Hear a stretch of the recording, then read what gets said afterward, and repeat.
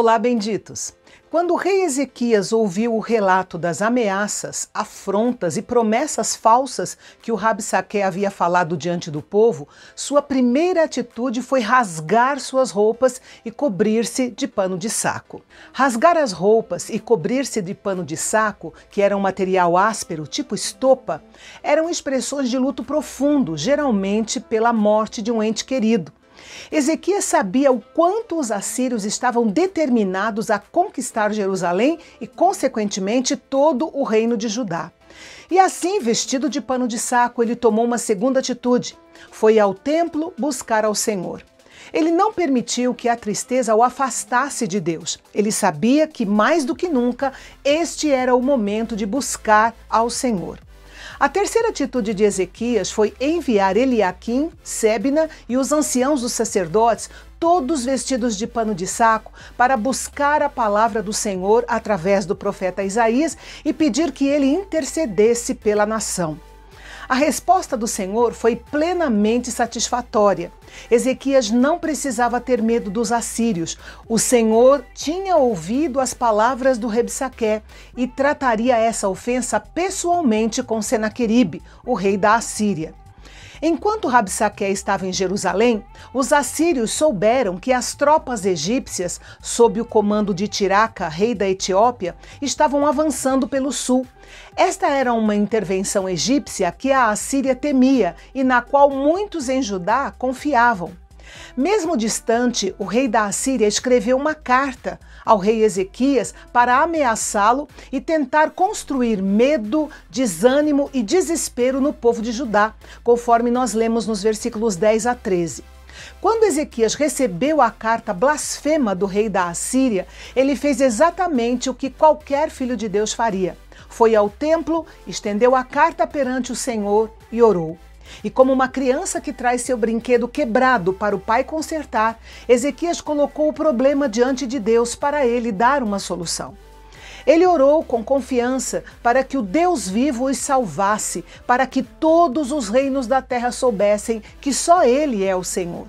E a resposta gloriosa que preenche o resto do capítulo veio porque Ezequias orou. Algumas pessoas correm para a presença de Deus sempre que enfrentam algum problema, mas o Senhor nunca ouve suas orações em outros momentos.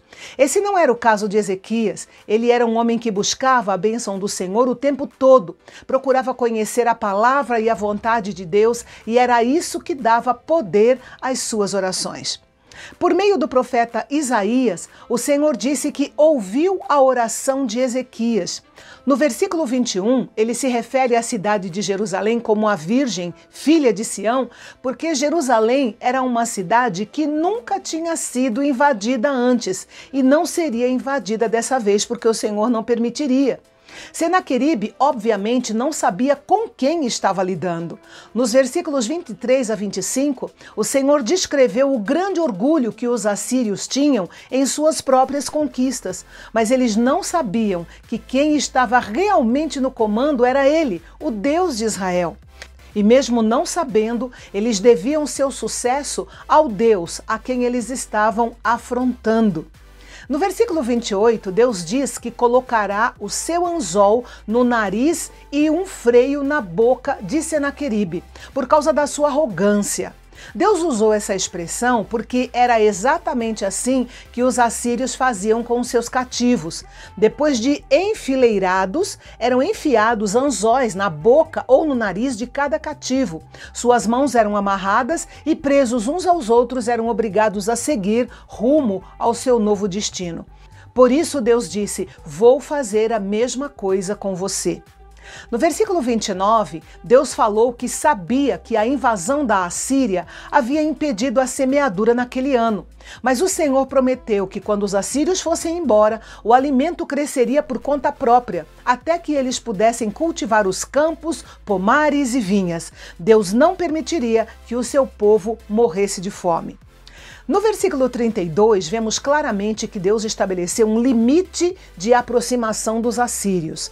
Embora eles estivessem prontos para sitiar Jerusalém e finalmente esmagá-los, eles não o fariam. Deus disse que não permitiria.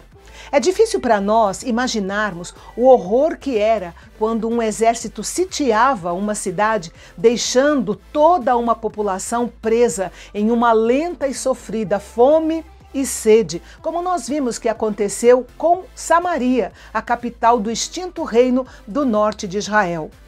Mas com relação a Jerusalém, a capital do reino do sul de Judá, Deus prometeu defendê-la. O rei da Assíria não entraria em Jerusalém, não chegaria a atirar uma flecha sequer. E o versículo 35 diz que Deus destruiu o poderoso exército assírio em uma noite. O anjo do Senhor passou pelo acampamento assírio e matou 185 mil soldados, dando fim ao cerco em Jerusalém. Pela manhã, quando o restante deles acordaram, havia uma multidão de cadáveres espalhados pelo acampamento. Contra todas as probabilidades e contra todas as expectativas, exceto a expectativa da fé, o exército assírio recuou, humilhado, sem ter disparado uma flecha sequer em Jerusalém. O imparável foi parado e o invicto foi derrotado. Com isso, não restou outra alternativa ao rei Senaqueribe a não ser voltar para sua casa em Nínive. Mas Deus não poupou Senaqueribe com misericórdia, mas com ira, reservando-lhe uma morte vergonhosa. Porque certo dia, quando ele estava adorando no templo do seu deus Nisroque, os seus filhos Adrameleque e Sarezer o mataram à espada e depois fugiram para a terra de Ararat. E assim, mais uma vez, se cumpriu a palavra do Senhor dita pelo profeta Isaías, de que ele morreria na sua terra e pela espada. Por que Deus livrou seu povo? Para a glória do seu nome e por amor a Davi, com quem ele tinha uma aliança. E por que Deus abençoou o seu povo hoje? Para a glória do seu nome e por amor ao seu Filho Jesus, que deu a sua vida por nós. E no próximo capítulo nós vamos encontrar o rei Ezequias à beira da morte. Só que ele não se conformou com isso e orou. A resposta da sua oração você confere amanhã aqui no canal Bendito, o canal de Fala Fácil.